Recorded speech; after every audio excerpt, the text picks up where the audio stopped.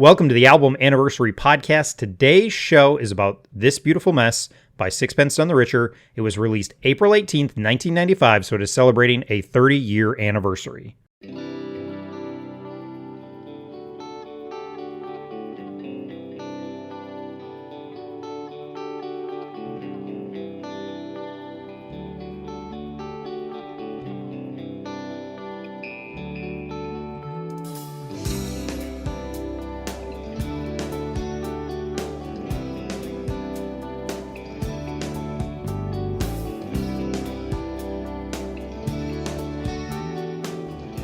Hi, I'm your host, Caleb, or Caleb the Spy on social media. Every day on social media, I post about what I call album anniversaries. So on the Album Anniversary Podcast, we take a look at a classic album, an album we love, or an album that's important to us on the anniversary of its release date.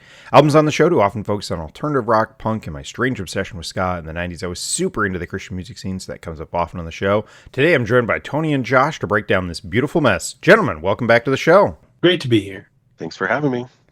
Let's dive into this album here. You know, what I noticed right away is Matt, and I'm not even going to attempt the last name. He is the principal songwriter for the band, and on this album, he is the only credited writer on 9 of the songs. Credited with others on 2 of them, and then one of them is entirely Tess Wiley, I want to say his last name. But what I find really interesting is that he is not the lead singer, but he wrote the majority, I think, if not all of the lyrics, a vast majority of the lyrics. And I think that's always really unique. Can you guys think of other bands where the lead singer is not the main lyricist writer? Do you know any offhand?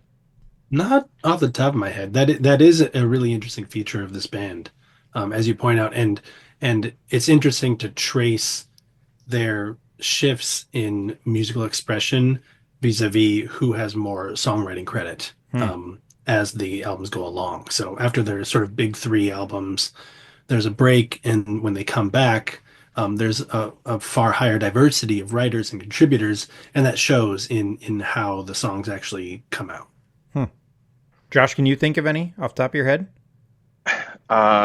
Similar, back when the Newsboys had John James and Peter Furler. Peter Furler did a majority of the writing, even though he was on drums at that point. So that's not the exact same thing, but that's similar. Trying to think. I think that's similar. I think that's a really good example, actually. Yeah, DC Talk was 3 lead singers, if you will, or 3 frontmen, with Toby writing most of the lyrics until they got to their last 2. So that's also not the same, but some similarities. But this is pretty unique. Like, I haven't heard or can't think of many others where he's basically writing the words that she's going to sing and that she's going to need to express. And so he's obviously needing to know her very well, and she's having to interpret what he's writing. So they have to have a pretty strong relationship, which I think shows throughout their body of work. Yeah. So I'll give you a list of a couple others because I did some research. So here's some other famous ones. All right. And I'm just going to list them, and then we can, if there's any comments after the fact, you fire away. But The Who, Black Sabbath, Depeche Mode, Fall Out Boy, less prestigious than those other ones. No, they're fine. Rush, Cheap Trick, Alice in Chains, The Descendants. It's actually technically Descendants. They're a punk rock band. Less Than Jake, they're a ska band that probably not a ton of people know of.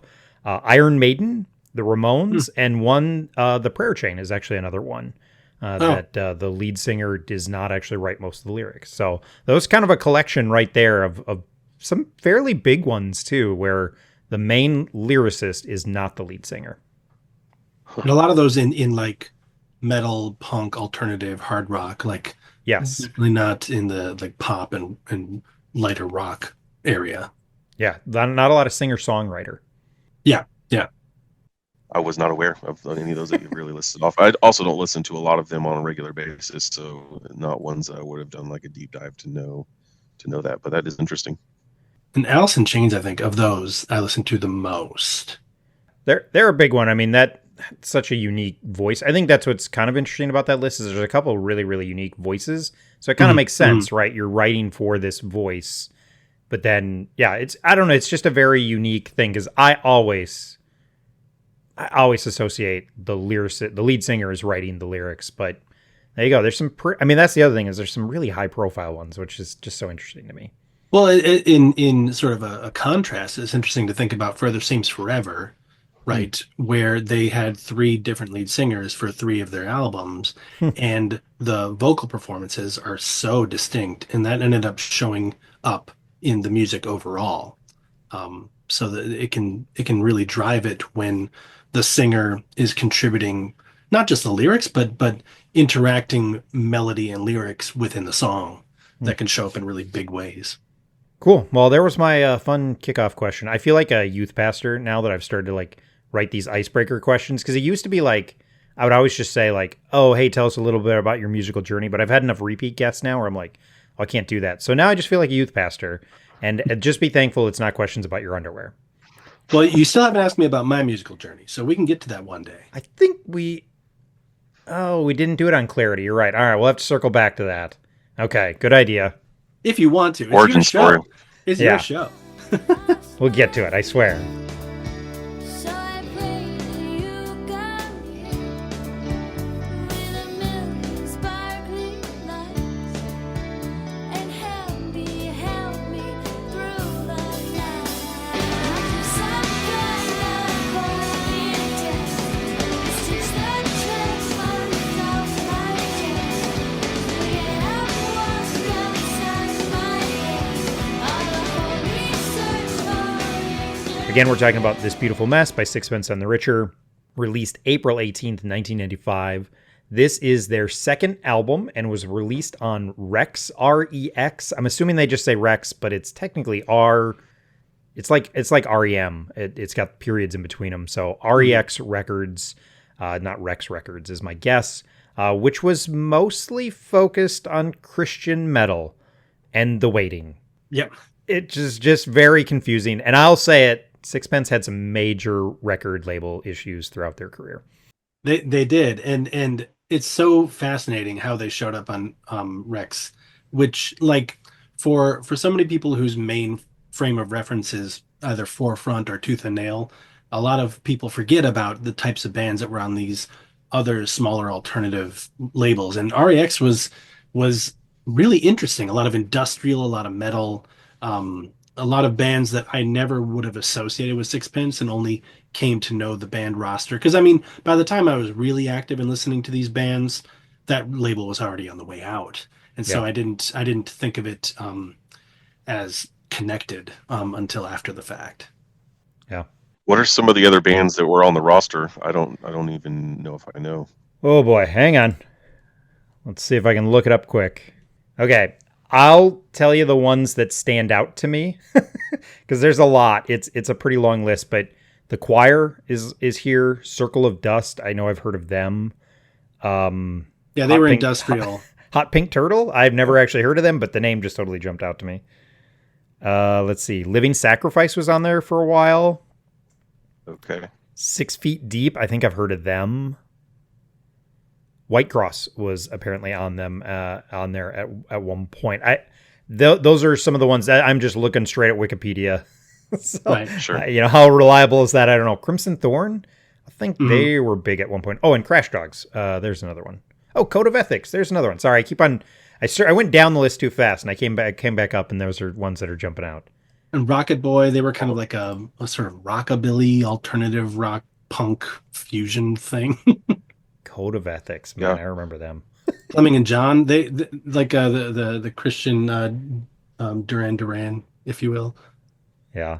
No, I was just gonna say, Forefront wasn't Code of Ethics later. Didn't they later sign to Forefront? Yeah, they had, and then they're currently active still. It says. Oh no, hold on. Okay. So the one page says they're active. This is the Wikipedia problem. The other one says they weren't. They stopped in 2014. They were on Word as well. So 3 different record labels for Code of Ethics, and though a whole lot of people in that band at one point. Holy cow, a lot of members. And Leader Dogs for the Blind, they had an album called Lemonade that really repays listening. It's legit.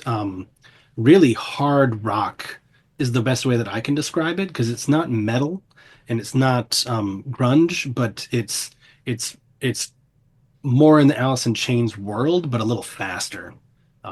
definitely, like, if anyone wants to listen to Leader Dogs for the Blind, the Lemonade album, I loved that as a kid, in like especially middle school. Hmm. And I make the comment about them having record label problems because you may not have heard of REX. I think that's probably how we say it, Records, because they disbanded or they went defunct in 1995. So after this record came out, they only had less than 9 months of life before they were dead.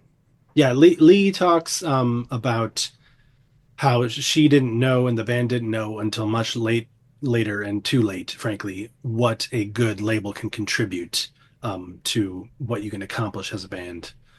She has an interview about how hard they worked for this record, This Beautiful Mess, and how it really came to naught. All right, well, let's jump into a couple other things. So, produced by, I'm going to mess this name up, Armand John Petrie? It's probably French, and I'm probably messing it up. But he was their manager for a long time. And then he also worked with, in some capacity, he worked with Bride, the Goo Goo Dolls, 10,000 Maniacs. He now is a instructor at New York University of Fredonia. Never heard of it until I looked this up. And he's contributed music to some really, really bad movies. That's what he's been doing later in his life. So there you go. I don't think he did a ton of producing. I think some of those relationships with like the Goo Goo Dolls and 10,000 Maniacs was a bit of both. It was some producing, some managing, but he does work still in music. I think that university, he's got some sort of role around music and movies. But so that's the producer of this album.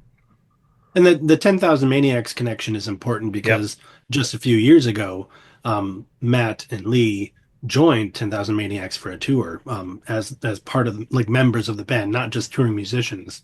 And I took it as a sign that they were going to finally start putting out new music. And some people doubted, but I was right. And I was really excited too that joining up with that band signaled a kind of return of sorts to the alternative rock sound that I so much like. Matt, of course, has gone on to tour with and play in the studio for so many bands, both as a cellist and a guitarist, and Lee has solo efforts. But seeing the two of them together in this band, to me, marked an intention. Yeah, and the return too of Dale Baker on drums, being able to see them live last year with Dale back, and bass player's name is escaping my mind. Is it Jesse Carey was on bass most recently? Is that right? Let's see. Let me look it up. I don't recall. Yeah, just there's something special about Lee and Matt together. They just know each other so well, and that the EP Rosemary Hills, like they hadn't lost a step. Not only that, they had even improved upon what they had already done well, I thought. And I'm just excited to see, hopefully, potential for more, like a full length, some more things coming up here in the future. Yeah, and you got it. It's right now current members, Leah, man. Lee. I said Leia for years. Is Lee? Years. It's okay. Lee, yeah. Okay. Lee, Matt, Justin, and Dale are the current incarnation of them, according to Wikipedia. If that's wrong, I apologize. I don't know where else to look. I always knew her as Lee Nash, the last name she got from marrying a member of PFR, actually. Yeah. But these days, I think she goes by Lee Bingham Nash. And I believe she's remarried, but I haven't seen a new last name really take that place. She's sort of known as a musician as Lee Nash, and that in my mind is how I think of her. Just as a name, but that's how she got that particular last name connection was. And that's the Minnesota connection for me is marrying Mark Nash. Yeah. Of PFR. So speaking of members, good transition here. There's 5 folks on this record that contributed. And this would really be the only, I think it's interesting because this is the only record that all 5 of them put out together. They would put out an EP, I think, as well. I think right after this, the year after this. But neither JJ or Tess would be around for the next album. And then 3 of the people from this album are still together, and then I think the only the newer member is Justin that we just mentioned. So Lee, Matt, and Dale still are working together to this day, obviously with some hiatuses and breaks in there. So, but the 5 members that were on this album would never put out another full length album again together. It's so hard to discern why this album is so singular in the discography, whether and how much that is the production and how much it is the members that don't follow through. Because the next album, they're self-titled, is equally like powerful and extremely well written, but more subdued and controlled. This is definitely their hardest rocking album. They never go like full pop or folk or anything like that, but it's hard for me to discern whether it's the members or the production or a combination of them that made this album sound the way it did. To me, I think it is the members that kind of make the difference because, from what I understand, Tess Wiley was much more of a rock musician, and I'm not sure about JJ as far as the bass is concerned, but I know on their self-titled, when Dale Baker was drumming and Jesse Carey came on, their playing had more of a jazz improvisation feel to it, and so that with those lush orchestral arrangements on self-titled, that was kind of a different sound. But I want to say it had to do with the members, and probably too, the other thing I would say is the influences of the band, like who they were listening to and who were like Matt's guitar heroes, because he uses delay pedal quite a bit, which I'm sure we'll talk about here as we go. And I just want to talk about some of their influences. Like I hear, at least vocally, I hear the Innocence Mission for Lee. Musically, I know at the time they were listening to a lot of the Cranberries and the Sundays and Smashing Pumpkins early stuff, as well as the 10,000 Maniacs and the Laws. They ended up covering some of these songs, but lyrically probably influenced by REM, which we already mentioned. So of all of those, we're talking, some really good alt rock that was being made, and I think that just really informed the aggressive sound that was on this one that they've never really fully returned to completely, except for here or there on a song or two. Yeah, and that makes sense. Like coming straight out with the second track, Love, Salvation, The Fear of Death, JJ is playing the bass on a delay pedal, for instance. So like there's so much more experimentation in the bass. So I can see that. And I love that you brought in all of those influences, because I was going to bring that up at some point to contextualize both this band and this artist. It like Sixpence has become in the long term one of my favorite bands of all time, and this album for me is a top 10 album in my all time list. And a lot of it has to do with the fact that it's an alternative rock band, an alternative rock album full of experimentation and spaciousness. And I've always thought that the best comparison is to the Cranberries, who were writing, releasing albums in 93 and 94 that were really hard rocking and powerful lead female singer. And they've always, the band Sixpence has sort of suffered in their long-term reputation from two separate angles, and they're sort of unfortunate. In the Christian world, they end up getting looped in with like your mom's music, and I find that so bizarre, frankly. Like this is not Sandy Patty, it's not Twyla Paris, it's not Ray Boltz. Like this is not that kind of music. Nobody's parents were listening to Sixpence, but in the long-term scope of things, because Christian music, when it did explode in popularity mainstream wise in the 2000s, was all hard. It was pop punk, it was screamo, it was metalcore, right? And so next to that, something like this feels too soft or too like subdued or something, but it's not that.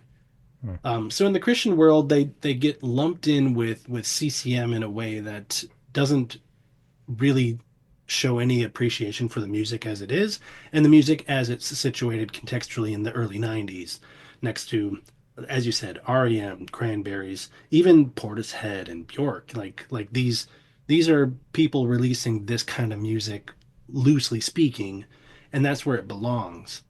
And then aside from the Christian realm, in the secular realm, Kiss Me is how they made it big. And I don't begrudge them for having one of the most played songs on Spotify, like over 1 billion listens, right?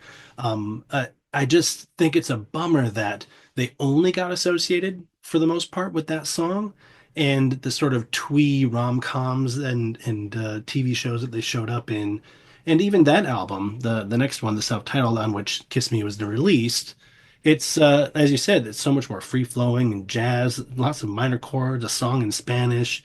It just doesn't belong in sort of like fun, quaint, folksy stuff on the one side, and it doesn't belong with Your Mom CCM on the other. One of the things that frustrates me to no end is that the band is lumped as a one-hit wonder or a two-hit wonder for those two songs. For Kiss Me, which from what I understand, Matt had to be talked into even including on the album because he didn't think it was a hit and he didn't like it. And then There She Goes, which they recorded later because they had such a hit in Kiss Me. And so those are the songs that people associate the band with. And I'm like, there is so much more if you will dig, because for whatever reason, like you're saying, Tony, this Beautiful Mess had a very niche audience at the time. But this is a rock album we're talking about here. This is an alt rock album, and people don't associate Sixpence as a rock band at all. I think much in the same way people that only kind of know the Cranberries think, oh, the Cranberries are Dreams, Linger, and Zombie, which was a little bit harder. They don't know that there are some really pretty hard rocking moments on the rest of the album if they were to listen to the whole thing. So they just have this weird association with this pop ditty, which is a cool song, but I get so frustrated that there's so much more that they have to offer, and those are the only things that they're known by. Yeah, absolutely. Like the 3 album run of This Beautiful Mess, the self-titled, and Divine Discontent. There are very few bands, period, that can like lay claim to that solid of a 3 album run. Like extraordinarily Absolutely. good music, musical variation within it, yet a sustained musical identity. It's something that I always sound like such a pathetic little fanboy, and people laugh at me whenever I do it. But I'm like, no, this is a real serious band that wrote complex, gorgeous music, and it's so unfortunate that they are only known for those songs. It's fine that they're known for songs and that they got some modicum of popularity because of it. But it reminds me in a very distant way of another one of my favorite albums by M83, Hurry Up We're Dreaming, a really sprawling double album with tons of ups and downs, existential 80s synth pop sound. And because their hits are so good, people only think of them as like these 2 or 3 pop hits. And I'm like, no, that album's extraordinary. It's up there with the best double albums ever made. But yeah, they sort of suffer in their long-term reputation simply by the sheer magnitude of the popularity of Kiss Me. It feels like that's a bit of the burden of having a pop hit, right? Like you get that hit and it's this double-edged sword, right? Of you get known for it. And I feel the pain of that. For me, for a long time, if you would ask me what is Sixpence, my default reaction is going to be, oh, it's Kiss Me. That is the thing that I would associate them with, because I'm not I'm not super into them. And so like that is going to be the burden of the success. It's kind of a weird thing that, I mean, jeepers, we could probably have a whole other show on bands that deal with that burden of being defined by that big hit, even though they're so much more than that. A couple more facts here about the album. One is the album artwork. I thought this was really interesting. They commissioned a painting for each song, and they were actually really surprised the record label paid for it.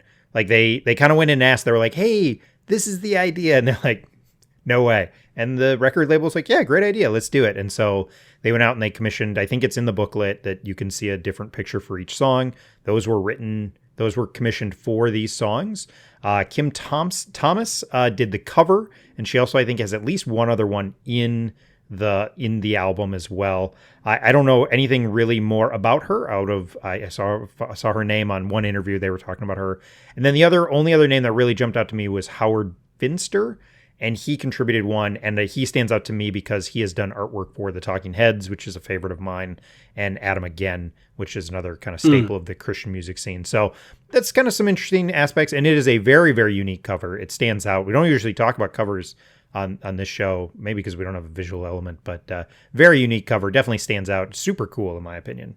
Well, and you bring that up, it's maybe my turn to jump the gun ahead of some of your questions that you traditionally get to, because one of your questions is going to be, how did we first hear of this album? And I first heard of this album and this band at all because of the cover. It was very striking to me. It seemed so mysterious and artistic, and as a young boy I looked at it and I said, whatever music this is going to be, it's not going to be Petra, it's not going to be what I've been listening to, and it's something that I want to try. So I bought this album without ever having listened to it, based solely on the cover. And then it ended up being a landmark album for me, and so unique in the scene of that time. Like, if you're looking at the early 90s and the stuff that in the youth group world that I was required to be listening to, nothing had this level of sort of mainstream alternative creativity. And I loved that about it. So not to jump ahead of your questions, but it made a lot of sense to mention that here, because it was the cover itself, never even had listened to it, that drew me in. That's fine. We'll just skip you later. Really? We'll be muted during please. that. No, you're not allowed to answer. The Beautiful Mess would win. It did win the 1996, so a year later. It's just how the award things work. Dove Award for the Best Alternative Modern Rock Album of the Year. So it would sell pretty well. They said, saw an interview where they said they sold about 50,000 copies in the first year. So not bad. I mean, I don't have a ton to gauge that by, but not horrible. But 50,000 copies in their first year, and then I think it's gone on to sell way more. I think a lot of their albums have sold really well in hindsight because you have that big hit. And then I will say this, and then I'll let you guys jump in on any of these last ones. Kind of mixed reviews on its release. Like, I can only find a handful of them. One is like a 10 out of 10. Another one's like a 2.5 out of 5. And like, I can't find a ton of release or like reviews from the time. So it looks a little mixed on reviews, but I think that could just be internet decay as the problem. I can't find any real evidence outside of that, but mixed reviews from what I can find. Take that with a huge grain of salt. I would say it probably was reviewed by multiple sites that, like you said, are just not on the internet anymore. You might have to find the internet time machine or whatever to dig them up. I wrote a retrospective review for it in the last couple of years, just as it's become risen up the ranks of my favorite albums. Because, spoiler alert, self-titled is my favorite Sixpence, but this one has continued to grow on me the more that I listen to it. There's a big red banner above that review, 5-star review. Of your review on Jesus Freak Hideout of this album back in 2023. So really, really recently. I did read through it before we started recording. It's not surprising to hear you say that the reviews were mixed in that way. I didn't come across reviews of this album at all in any of the magazines that I was reading at the time. So I didn't see it in the music pamphlets where you would get like sort of album releases, or in, I don't know if Seven Ball existed in 95. Maybe it did, probably did. But reading these zines at the time, I still didn't come across it. It was just in the bookstore when I saw it, and the album drew me in. I hadn't been prepared for it. Even though they had released Fatherless and the Widow, the album before this, it hadn't yet made a splash in my world. It just occurred to me that the internet itself was still relatively new in 94, 95. And so, exactly, yeah. A lot of these reviews could have been in print that are either out of print or in a CCM magazine, or I don't know if it got reviewed by Hard Music Magazine at the time, or if they even started yet, because I know Jesus Freak Hideout didn't launch until 1996. So a lot of the reviews that would have, or albums that came out pre that, may not have gotten a review just because John DiBiase, the one who started the site, just didn't write it for stuff going backwards. Yep. Seven Ball's first issue came out in July/August of 1995, so probably did not get a review or preview in this, because I know that became a thing for us. We would we started looking ahead. I mean, that is a real change for those of us who are not into the straight CCM stuff. We're just less interested in that. Was all of a sudden we started to know, oh, this album is coming out, or that was a huge deal to be able to look ahead and be like, oh, they're putting out this album. MXPX has a new album coming out, and to be able to look forward to it. I remember when they were announced on the cover. That's the one that stands out the most to me, that MXPX was doing a cover album, and that was like I was so excited for that coming down the pipe. I think that was because that was 1996. Maybe not. Maybe my history's getting the better of me, but yeah, I think you're right. That's probably part of the lack of ability to find some of that data, I'll call it. Yeah. All these guns and symbols ring inside my head. Surrender body to the fake sins I get. Can't speak in tongues, even if I could. It's nothing because I cannot love you. Come and save my soul before it's not too late. I'm not afraid to admit how much I hate myself. Let's jump into our questions here. We kind of started already talking about this a little. How did you first discover this album? I've been thinking about this all week, and the best I can come up with as far as fuzzy memories are, I heard the song within a room somewhere, and I cannot remember where I first would have heard it. It must have been on the radio or at a youth camp or something that I heard it, and it was that song itself that got me interested in the album. So this was the era where if you wanted to hear a song repetitively, you would go buy the album for the one song, and whether you liked the rest of them or not, you were stuck with them, right? So that was my introduction to the band, and the first one that I collected from my music collection. So it would have been because of that song, and I just don't remember where I was. I wish I could, because retroactively, Sixpence has become a very important band to me the longer that I'm alive. I just resonate so deeply with their catalog. So I just don't remember, but it would have been, it was the same time frame as Jars of Clay, self-titled, and Jesus Freak coming out. So they all would have been important albums for me at the time. That's cool though to remember that kind of first song, that first listen. I have some of those memories for bands where it was like, oh man, I remember that song, and that made me go find it. So, and Tony, you already kind of touched on yours. Picked it up kind of off the shelf. Do you know where was this? Was it at a family Christian bookstore or a Northwest bookstore? I'm trying to think if you actually know the actual location of where you grabbed it off the shelf. Sure do. The Northwest in Maple Grove. Oh, Maple Grove. Okay, so this literally came up on the show I recorded last night. Sorry, Josh, we're going to do Minnesota Christian bookstore history here. So now we're up to 4 big ones that have been referenced on my shows, or the couple shows I do. There's the Woodbury one, that's where Scott worked, that we went to all the time. There was the one at Harmar Mall. There was the one in Burnsville, and now Maple Grove. So there you go. If you're keeping track at home and you're trying to plot those on a map, because I'm sure that's what people are doing when they listen to the show is, let me get out my Minnesota, my Twin Cities map, and they have little pins in there. No, so okay, cool. Maple Grove.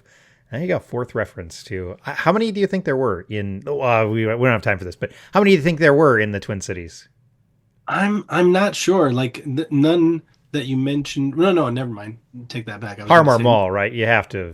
Yeah. Harmar Mall, and Harmar Mall is really close to a cluster of Christian colleges over in St. Paul. Yeah. Right. So that makes a lot of sense. And the Maple Grove one, it's a straight shot down 94 from Monticello, which is where I grew up, or at least where I went to high school.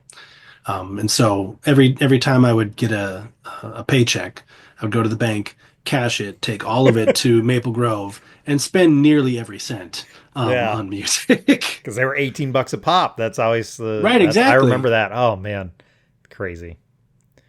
All right, well, this has been the Minnesota Geography Christian Bookstore Minute. Thanks for indulging me, everyone.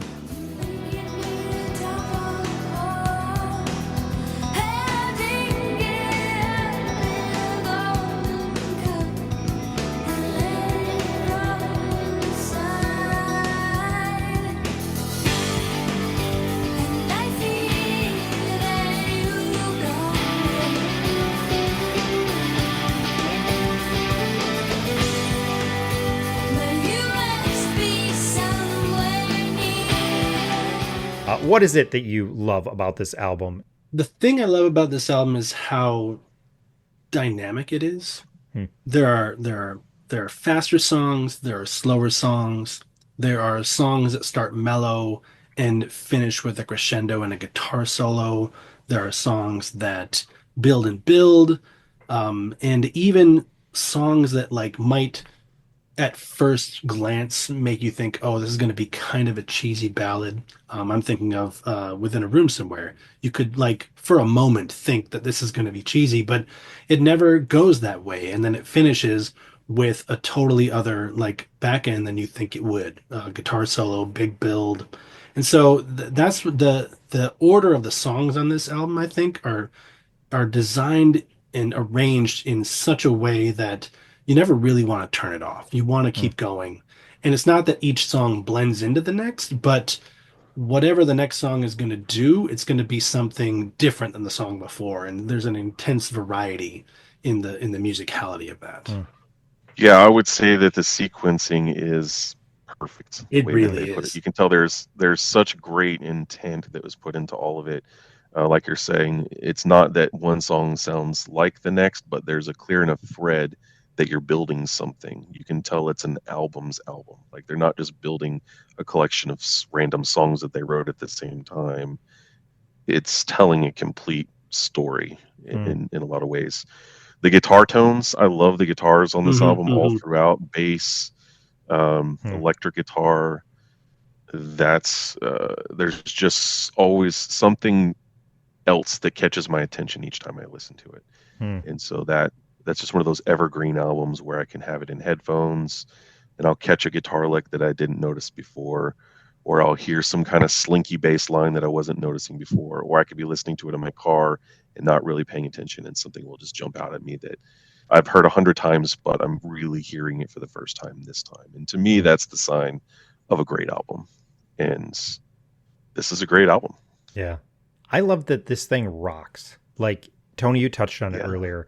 It's and both of you have, but like I think that's what again is maybe less of a Sixpence person as like kind of like, all right, let's actually give this a little bit of a closer look instead of just kind of like, oh yeah, it came on or a song came up and shuffle or blah blah blah. Like I know I'm the problem. Like Kiss Me is how I still am gonna probably always see Sixpence, but this album there's so many rock elements. And Josh, you mentioned earlier the reference to Smashing Pumpkins. I was going back and kind of looking at interviews, and that's one of the ones that they brought up that I was like, okay, this makes so much sense. Like it really makes you understand because this thing has got some absolutely great rock moments. Yes, and it's not your metalcore stuff, but that's not really what I want. This is about my level of heavy stuff that I want to go to. Obviously I'm on the punk rock stuff, but like it's a great mix. And so I think that is something that really stood out to me is how much this thing is a great rock album. Yeah, absolutely. And once more a throwback to like how they've been sort of miscategorized in a way that doesn't give them their due respect in my opinion as a band. I have one other thought. I also think Lee's vocal performance there's so many catchy moments where I don't even always catch the lyrics, but her vocal performance, I think on this, you talked about it earlier where like, she's not the person writing these lyrics, but then she has to emote them. And it's wonderful. Like it really, really is. Like, I know, I don't know. There's just something about her vocal performance throughout this thing that just, it's really captivating. It dynamic is a word you used, and I think that really feeds into it. But it's just she just delivers so many catchy lines on this thing that have you, even if you don't know if you don't catch every last word, you're humming along with it, and you're just feels almost intoxicating at times. Just how catchy her vocal performance is.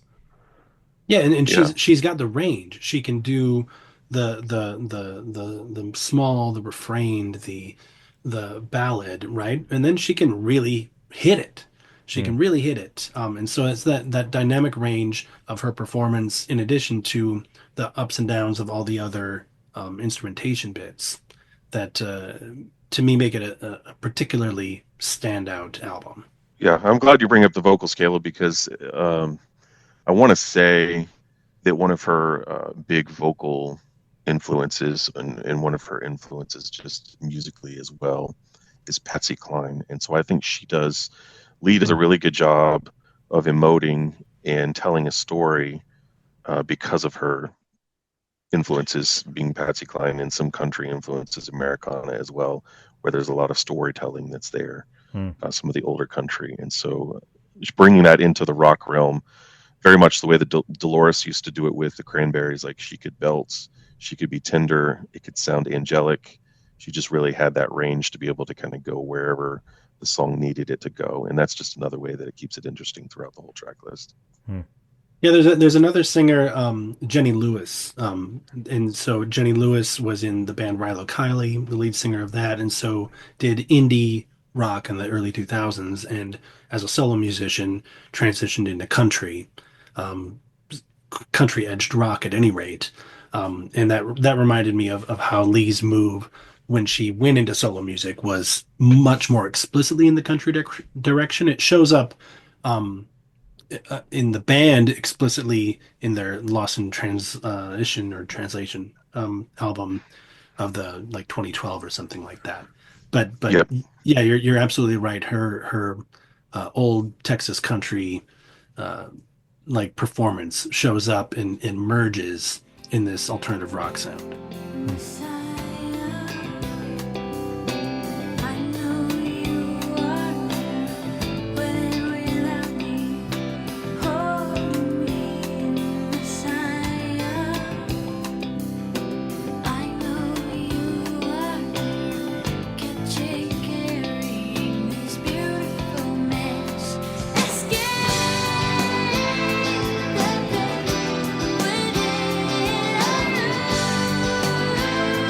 somewhere. You guys have both mentioned how important Sixpence is to you. So, what are some of the reasons that this becomes so important to you, and why is it something that still holds up to this day?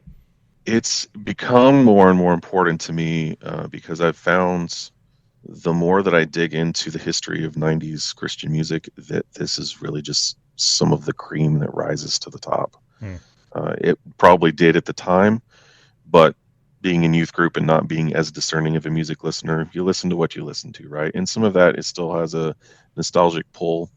But in addition to this having a nostalgic pull, it really is just great artistry. Yeah. And I don't know, there's just something about the way that Matt writes the lyric and the way that Lee translate it that just really deeply resonates with me and always has. And I couldn't, and I still have a hard time putting words to why that is. I think it's due somewhat to the melancholy that's there, Hmm. because I'm attracted to that type of music. Um, I don't know, and it's also an album that just continues to give. And so Hmm. there's albums from this time frame that they are what they are, but they're not really bringing anything new to the table. Hmm. They were what they were. It was a little bit more of a consumable, it was a little bit more of its moment. This one feels timeless, and so I can keep coming back to it and still seeing golden nuggets that are there that I either missed or just see in a different way as each stage of my life continues to happen. Yeah, the reason I return to this album so often is the same reason that I return to the Cranberries or any other great album. It's just an extremely good piece of music. There are some bands that I'll listen to, having been raised in the youth group scene of this era for purely nostalgic reasons. We all do that. I have a screenshot of Father John Misty listening to DC Talk. We do these things. But Sixpence is not a band that I ever listen to for nostalgia. I simply listen to it because I find it powerfully affecting music. Um, and it's the musicality of it, I suppose, more than anything else. I'm not super into lyrics as such. That it's rare that lyrics are the specific thing that make me listen to it. And they do have some really great lyrics, of course. But it's just the whole package, how it coalesces into this really pristine album of its time that stands up and holds up with any of the great albums of that era. And it was such a good era. You're talking like the early to mid 90s, the 95, 97, like that rolling 5-year group in that era. Some of the best music I've ever heard. And I return to this album and it's meaningful to me because it's just that good. And there's always a risk for people of our age who grew up on certain types of Christian music to maybe try to oversell some of the bands they grew up on and can't be quite as critical of them as maybe they should. And if I sound that way, then so be it. But I really think very highly of this record. I think that's an interesting aspect of like, this is gonna, I could be wrong, so I'm gonna give that caveat to start with. But like, I feel like so much of the CCM scene in that 90s, especially 95, is kind of aimed at the high school crowd. Like, I think that's where the target market ends up being. Yes, you've got the like the mainstream CCM, the Sandy Patties, the Michael W. Smith, and although he kind of aimed at that age range, but like a lot of those are there, right? And this shift that happens, I think there's a shift that happens, and they all of a sudden there's a realization that there's a commodity to be had in aiming some of this a little younger. Like, is this a band that the artistry is above high school listening level for so many of us that they're not as popular as they should have been because the kind of college crowd, the young adult, wherein a lot of us mature in our music listening, like that's not what this is aimed at. This is getting aimed at like high school kids. And like, yep, a lot of people realized it, recognized it, and loved it. But a lot of us, I'll raise my hand, the artistry was too good for me. And like, it just kind of went over my head and I just missed it till later. And would they have been more popular had there been a little more draw to the college kids? I think that's something that grew, but like the college kids and the kind of the post-college kids, and maybe I'm way wrong, but I feel like there was a real aim, and maybe it's just because I was a high school kid in the 90s, but the CCM younger music stuff kind of got aimed right in at the high school kids. And yeah, maybe they just didn't get the respect they deserved at the time. I have no idea. Yeah. I mean, it's interesting you bring that up because like the time frame kind of coincides with when Christian music really exploded. And part of the reason why I think it exploded is because they targeted, much like early rock and roll targeted teenagers. They got smart and targeted teenagers with a disposable income. Christian music. Tony running to the Maple Grove every week. Right. Yeah. Yeah. Yeah. It wasn't really seen as a super successful industry unto itself until the late 80s, early 90s, but then really exploded. And I'm on record as saying I think the golden era of what we call Christian music is 95 to 2005, kind of right in that window. This is the beginning of that. And so this album may have just come out just a little bit too soon and kind of missed it. But the industry exploded and was then geared towards teenagers. And like you said, it could have missed a lot of people because it was a little bit higher artistry than what I would have even known to be looking for or been interested in at the time. Yeah. Well, and it stands out among that crowd precisely because it's not aimed at anyone. Yeah. Right. They didn't aim it there. Right. DC Talk is out here intentionally copying Nirvana in order to appeal fighting to words, a certain... fighting words. Well, they are. Come on, that's not ambiguous. They're intentionally doing it as a quote like ministry or something. You've got Carmen out here trying to rap. Like it's unseemly, it's ungodly. What they're doing, it's entirely inauthentic, and their music doesn't stand up for that very reason. No one's listening to Riot right now unless they. I might do a show on that later this year. No, please don't do it. He doesn't deserve it. There's somebody who wants to do it, and I was like, we'll see if it works. And, but at any rate, they are a rock band writing rock music, and I think that's actually why maybe it didn't land, because it wasn't aimed at being a thing that they could peddle to youth groups and do the tours and show up in the gymnasium and all that. It was just writing authentic music from what they were inspired to do, and you can tell when something is specifically aimed to be like a product and when something is artistic from themselves. Yeah, like a couple other albums that spring to mind that wouldn't have been geared anywhere other than just trying to make an excellent rock album. You already mentioned the Prayer Chain, but Mercury album was not geared towards. I was just they were making an album and they were angry about it. I mean, I don't think that Jars of Clay set out with their self-titled to be anything because they weren't even trying to be a band, and that ended up having a connection. So they were at least, whether you like it or not, they were at least trying to make an album that wasn't just going to be a consumable. And there's a handful of others, but those are some that spring to mind. And of course, I'm always going to try to mention Jars of Clay. So there you go. Right. I got No, my no, I it's got my just- Carmen mention in, so you can get your jars. Wait, is that the one I mention There every you- show? In you know, not to just run solely with the Christian music thing, because again, I think that this band makes contextual sense in the larger music stream than in the Christian scene, despite how explicitly Christian their lyrics are. But Jars of Clay is actually a good band to bring up, I think, because Much Afraid to this day only has super fans like us, and everyone else hates it. And they hate it because it's not this digestible pop kind of thing that they have come to expect from Christian music, right? It's an alternative rock album. It doesn't Right. have readily accessible pop hits. And so only dorks who like really intelligent music listen to Much Afraid.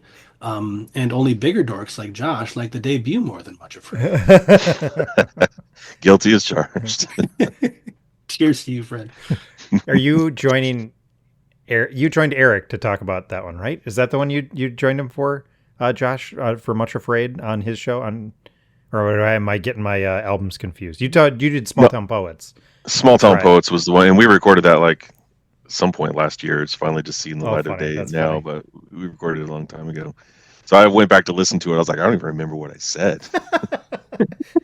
That's funny. I thought you for sure you'd join for Much Afraid. If he does Much Afraid, I wonder if he'll have you on as well, so he doesn't have to fight off the savages. Pun not intended, but it worked. It works. That's funny. Super CCM Twitter inside jokes. All right, shout out. That's my mention of Church Hymns Now for the episode. I got that out of the way. Got to mention them. Floating within without the spin, this bend between my fingers. Escape the pain within a room somewhere. Escape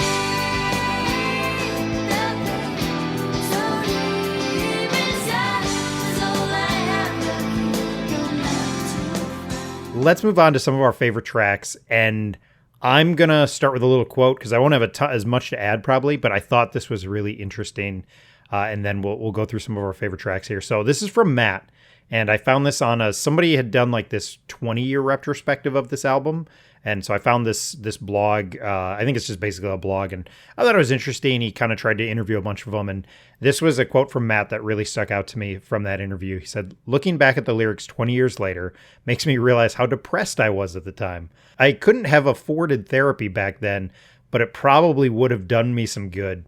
I don't really remember any reaction from friends or families. Maybe they were just too nervous, freaked out to say anything." I thought that was a pretty interesting look from him 20 years later that he would call himself depressed. So what are some of our favorite songs from this album? Just to jump in relevant to what you said, it's not irrelevant that the very first lines of the very first song of their next album is, "This is my 45th depressing tune." Yeah, so what are some of our favorite songs? Favorite song is the first one I heard. Like if I had to give you 5, I would say Within a Room Somewhere is still my favorite. Just that the soaring vocals that she gets to, and then that just freak out all the way through the end with the guitar solo, just perfect to my ears. And then secondarily, Love Salvation, The Fear of Death, with that delay bass, just so ingrained in my brain. Those are two favorites for sure. Yeah, I agree. The vocals on Within a Room Somewhere are just, especially on the chorus, just killer. And I think the lyrics are really good. Escape the pain within a room somewhere. Escape the pain so deep inside the soul. I have no key, no map to find. It's really, really well done. And The delivery at the end of it is really interesting. The way she kind of wraps up that verse, because it almost like she has to quicken her pace, but it still gets delivered really well. It's the vocals on that chorus are absolutely killer. 100%. And it's only too easy to say that on one of my favorite albums, I can't pick a favorite and all that, which is true. But that gets so annoying at a certain point when someone's like, "It's like ask me to say my favorite child." Oh, come on. We may have talked about every song on the 5 Hour Frenzy record that we just covered. So guilty as charged. I'll at least just do 2, even though everyone I love, and we can talk about other You can ones. do more than 2, people. Guys, you go nuts. I'll give you up to 5. No, I can't. Love, Be Salvation. careful now. Careful. Love, Salvation, and the Fear of Death is one of them. The delayed bass, the sprightly delayed guitar, like twinkling overhead, the fast pace, right? Like Angel Tread, it's not a ballad, but it's not like a banger. It comes out sort of gentle, if you will. And then Love, Salvation, the Fear of Death just pops in with that delayed bass. And then once that intro is done, the whole band jumps in, right? And they're going and they're moving at a clip. And I love that. But that it's so interesting. Caleb, you love final tracks, right, of albums?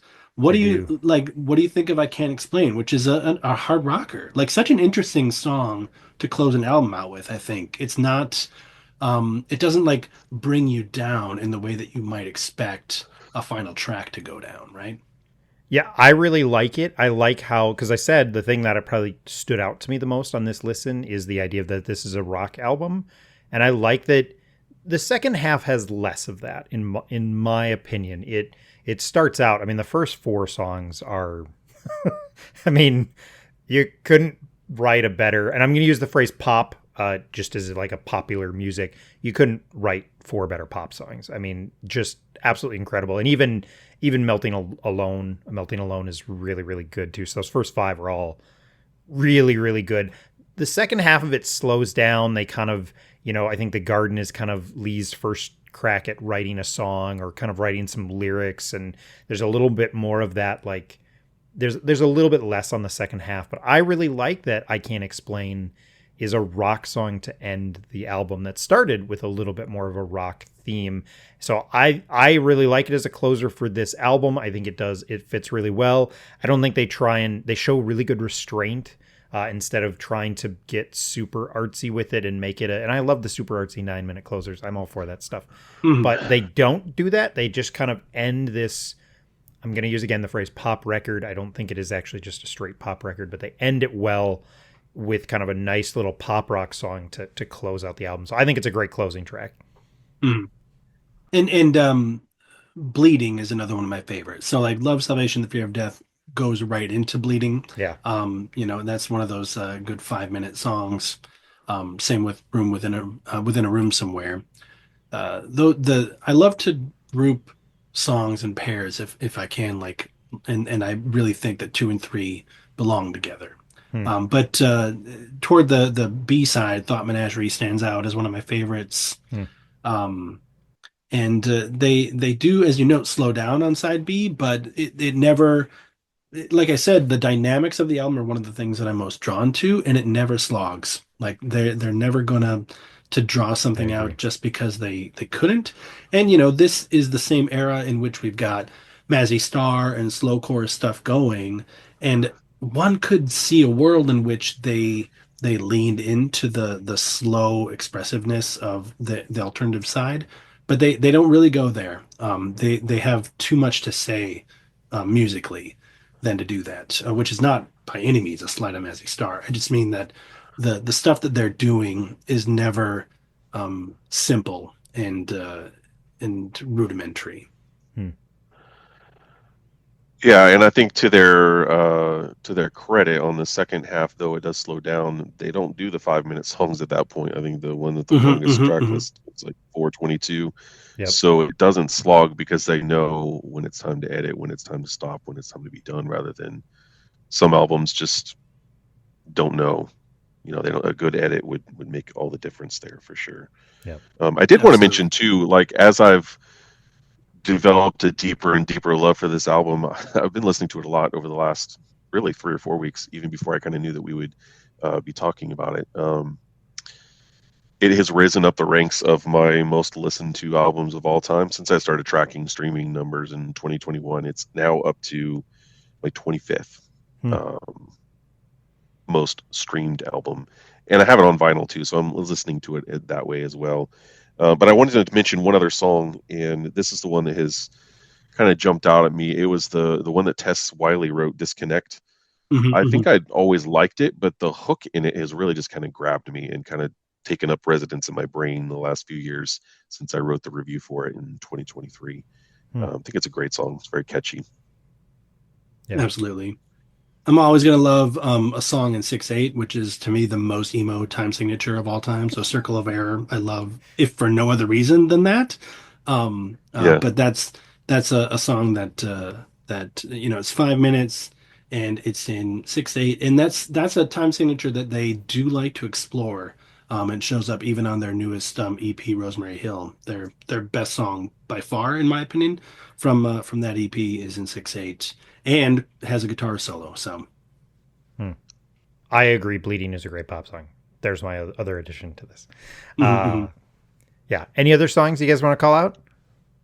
I was just going to say one of the others that it stood out to me when I first bought the album because of Within a Room Somewhere was Thought Menagerie. So that's another one that I have graded as a 5-star song. On this album here, I have 7 of the 12 tracks graded at a 5, and this is one of them. I think it's just a good moment to kind of slow things down a little bit, but not too far, and still be kind of add some upbeatness as far as the tone and everything to the album. So that's another one I think certainly worth listening to the whole album for sure, but this is one to point out. Yeah, absolutely, and that's another one that I mentioned before, that really stands out to me, and points to what Josh and I have said from the beginning, that the tracking of the album is a piece of work itself.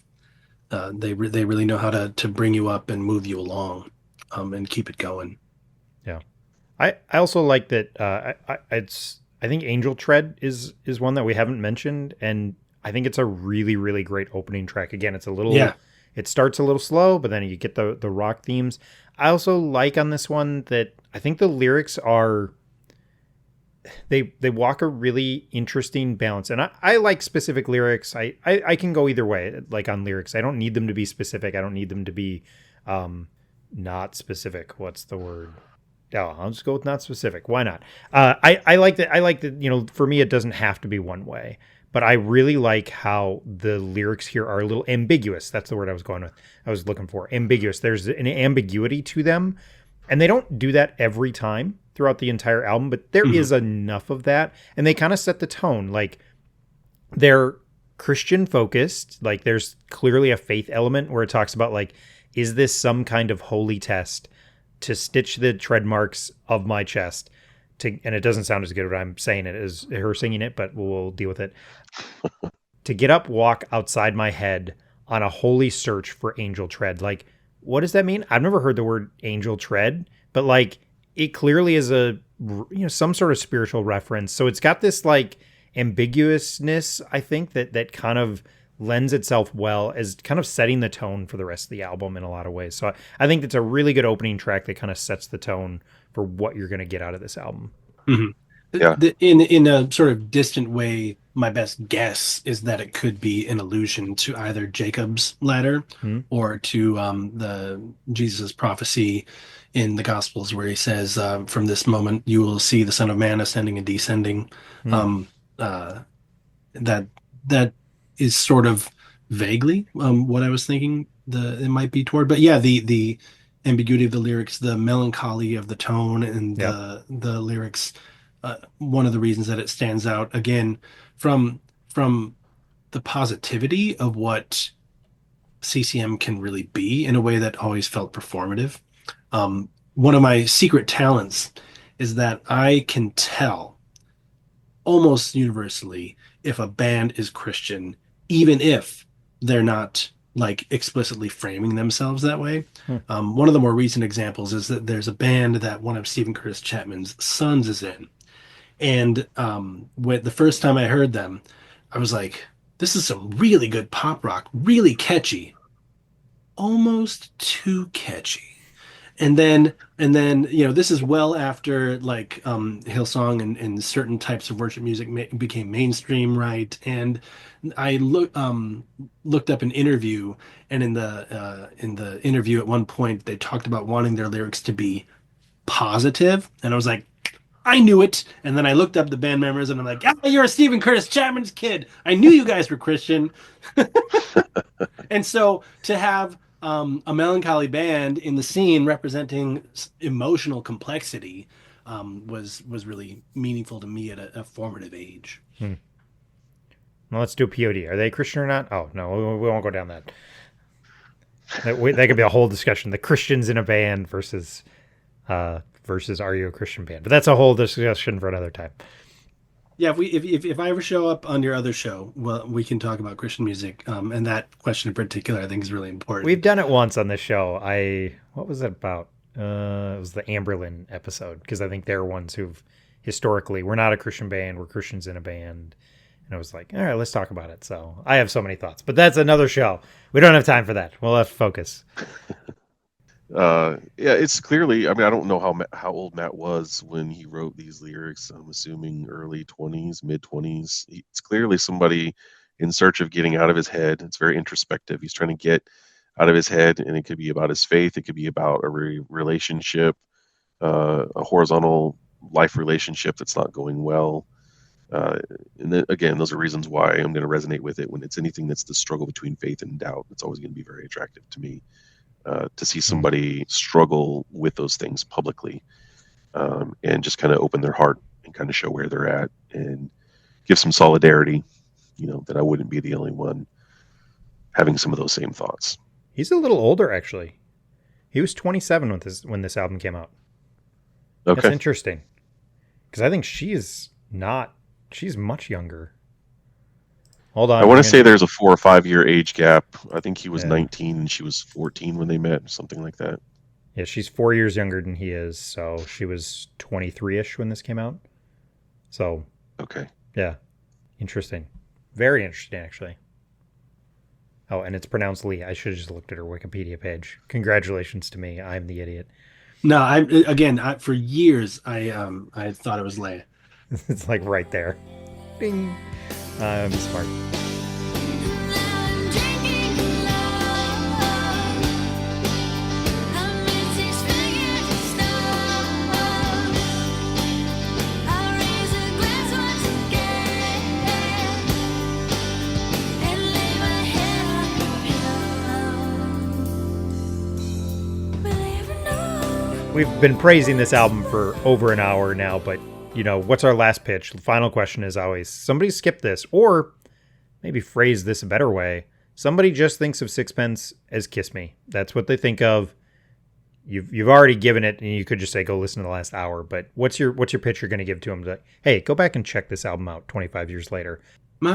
See, for someone who only knows them as Kiss Me and is only into, for lack of a better term, pop music or something, I would have a hard time recommending this record because it's not going to be what they're expecting from it.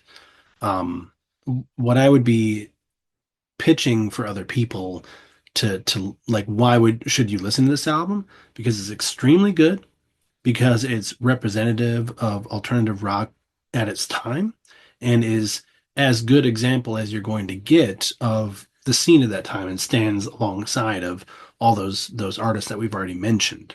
And I don't want to mention them all over again, but I think most of the times that I've been on the show so far, I do like to have my pitch be historical text and context. Listen to this so that you can better understand these other things. But if maybe someone is only into the youth group stuff of the time, I'd say this stuff was available. Isn't that great? And isn't it sorry that maybe you missed it?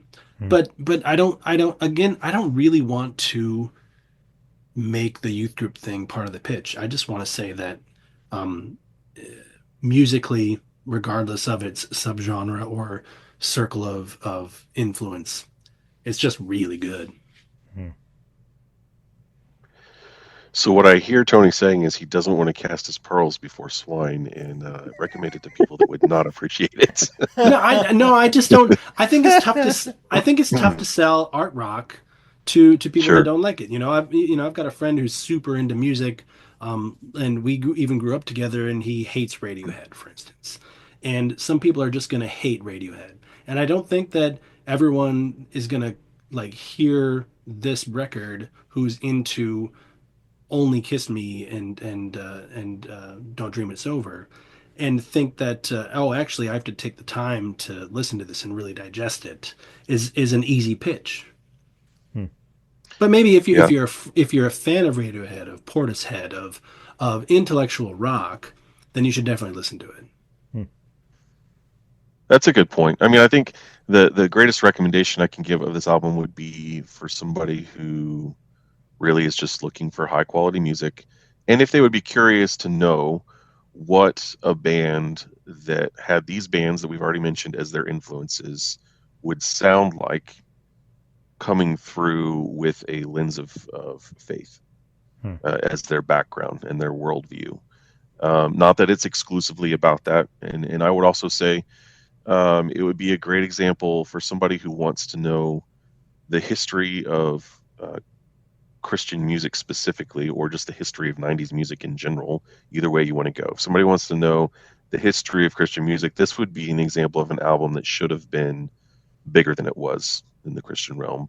But if you're just talking about 90s music in general, it's a great example of just a great album for the era, a contemporary of the Cranberries. So I don't want to sound like one of those charts. If you like the Cranberries, you'll like Sixpence, because it's not exactly that. But it's more of a, like you said, it's more of, if you enjoy introspective, intricate, artfully done alt rock music, this is a great album to listen to. Full stop. What's wrong with me? What's wrong with me? I've seen your hand in mine. What's wrong with me? What's wrong with me? I've seen your hand. All right, well, that is our breakdown of This Beautiful Mess by Sixpence None the Richer. Again, as far as I can tell, I feel pretty good about this date. Released April 18th, 1995, and celebrating a 30-year anniversary. Tony and Josh, I know both of you are online in different places. Where can people find you online? Go for it, Josh. I have a music blog. Just by typing my name in Google, you can find me there. Josh Balog, Balogh. I'm also still kind of on Twitter, mostly for the CCM Twitter conversation exclusively. So you can find me there as well. Or if you're looking for current music reviews coming from a faith-based perspective, you can find me writing reviews semi-regularly at JesusFreakHideout.com. The easiest way I've found to find your blog is because there's times where I want to reference it, and then I'm like, I'm going to spell his name wrong. I'm no good at these things. Is you just type in the 100 greatest CCM albums, and you'll see CCM Magazine, and you'll see your blog. So that's a really easy way to do it too, is if you can't remember what to do it, just Josh is going to tell me what the best 100 CCM albums of all time are. Just type In that my in opinion, Google. anyway. Yeah, and it'll give it to you. No, it's fact. I've checked. They are that is the list we're going with, and everyone's stuck with it. Oh, okay. Tony, where Sorry, can people guys. find No, it's a good list. I appreciate it. You've put more thought into it than anybody else, so you get to make the decision. Tony, where can people find you online? People can find most of my miscellaneous stuff on Blue Sky under A. Dale Hunt, all one word. And I also edit a sort of in hibernation but soon to return online zine about Anglican socialism, Christian socialism. It's called The Hour. You can find it at thehourmag.com. I write periodically for other publications. I've got an important one coming up, hopefully for Earth and Altar. And I've got some pieces on there about Anglican identity and some poetry about Holy Week and things like that. Those are the main places. if you're into bicycles and bicycles specifically as transportation, I also have a blog called the completebicycle.wordpress.com. Nice. So very not music related, but one of the places that I can most reliably write, and you can get a sense of my retro grouch angle there. Nice. Oh, that's cool. I think I learned about the socialism one last time. I didn't know about the bike one. So cool. I didn't mention it last time, but I was like, I should throw it out there, even if Might it's as not well. music related. Yeah, no, that's what we're looking for. So awesome, guys. Well, thanks so much. Again, this goes with this theme of this is maybe not an album that was super huge for me, but I'm super excited to get people on the show who clearly have a love for albums and love for music, even if it's something that isn't like an all-time song, album for me. Nobody wants to hear that over and over again. So that's still my pitch for the show is like, I want to find people who want to talk about why they love albums and share that. And it's a little bit of evangelism for me, myself, for myself as well. So I get to experience that. So thanks so much, guys. Really, really appreciate it. Thanks again for having me on. You bet.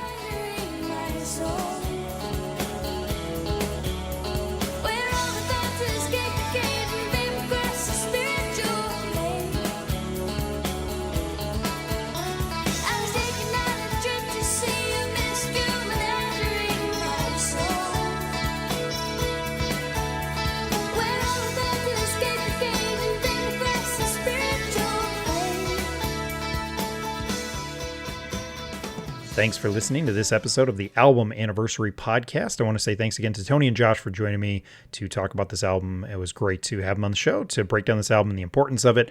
Obviously, an album they love. Let us know what you thought. What did we get right? What did we get wrong? What are your favorites from this album? You can find me on all the social media. I'm on Twitter, Caleb the Spy. I'm on Instagram. I'm on Blue Sky, Caleb the Spy on all of those. You can also email the show at calebthespypodcast@gmail.com. If you're interested in joining the show, I've got a list running of shows I'm planning on doing. I'm always looking for extra guests. Tony was an example today. He was not originally going to be one of the guests, but somebody fell through. I tried to reach out, but Tony had put his name on this line on my spreadsheet, so I gave him a call and said, hey, do you want to join us to talk about this album? So that's why I use that. So if you are interested, let me know. I can get you attached to that. I'm also on Patreon. It's the one place I'm not Caleb the Spy. That's the place where you have to look up the Album Anniversary Podcast. I mean, I'm still Caleb the Spy there, but look for the Album Anniversary Podcast. So I'm on Patreon, totally free. Just another little place you can connect with me. I might switch it up and eventually do some more shows there. I really am trying, I swear, but I just haven't had the opportunity to do a whole lot of extra there. But please sign up if you're already on Patreon for something else. Just join mine. There's no cost, and you might get some extra content occasionally from me there. Please subscribe and share the podcast. If you're so inclined, leave a rating or review. I've heard it is an effective way to spread the word about podcasts. If you enjoy this show, you might also enjoy the other show I do with my friend Scott. It's called I Survived Youth Group in the 90s. Not just a podcast where we reminisce about our youth and our youth group experience. We're trying to interview fellow 90s and 2000s youth group kids and just learn where they're at today, where their journey is, where it's taken them. And that's what we want to do. Reach out to people. We want to hear your story. Again, whether you're, at the same church you were raised at, left the faith entirely, we just want to hear your story. Thanks again for listening, and we'll talk to you soon. There's a hand that someday must heal. They give us the words, the time still won't let us say. But I can't explain, I can't explain. I can't listen to the things I'm saying. I can't explain, I can't explain. I can't listen to the things I'm saying. I'm your host, Caleb, or Caleb the Spy on social media. Every day on those. See, I'm really good at this. Gentlemen, welcome back to the show. Glad to be here. You might want to redo that though, because you called me Brian off the No, notes. son of a gun. It's true. Oh, you know why? It's all Because right. Brian was originally going to do this. Yeah. Okay, good job, me. I'm going to check the end of the script real quick. Hey, it's Brian down there, too. Well, I'm glad you said something. You weren't Minnesota nice and just went over it. Because I figured you'd want to have it right in the audio at any rate. Didn't bother. Yeah, at some point, I've started now just not including names because I have had to juggle things. So, all right, let me do that last Minnesota part. nice. That's a thing. Minnesota Oh, nice gosh. is a thing. It's a thing. Okay. Huge Are thing. you're it's sort of in the southern range Florida, like, right? of the states? Yeah, Central Florida. Yeah, think of it as like the Minnesota bless your heart, you know. Oh, okay, okay, Yeah, that makes sense. like I it's a weird it's Swedish or Norwegian in nature, I think. But I lived in China for 2 years. It actually is really, really similar to the idea of you don't let somebody lose face. And that's a whole Asian culture thing where like I would have times where I would call people. I was doing ministry and I'd be like, "Hey, can you get together at this time?" And they would literally have class at that time. And to say no to me was like they would lose tons of face because I was a foreigner. And so they would say, "Yes, I'm available. I'll see you then." And then they wouldn't show up because that was better in some way. And it was better to not show up because they had class. They were never intending to come, but for some reason that was better. And so I feel like Minnesota sometimes is Wow. like that. So Okay. it's where people just say, Wow. "Oh, yeah, but." So anyway, Minnesota nice. It's a thing. Yeah, it can be positive in a way that I really value for the same reason you were saying, Yes. Caleb. And sometimes it can be passive aggressive to an Yes. extreme. And so that's the flip side of it. And then Tony, have you ever heard of the Minnesota goodbye? That's another one. Oh, absolutely. Yeah, where you stand at the door, everybody's got their coats on because it's winter, you got your shoes on, you're all ready to go, but there's a 45-minute conversation at the door before somebody actually leaves to go home. It's totally a thing too. You betcha. You betcha. None of us talk like that.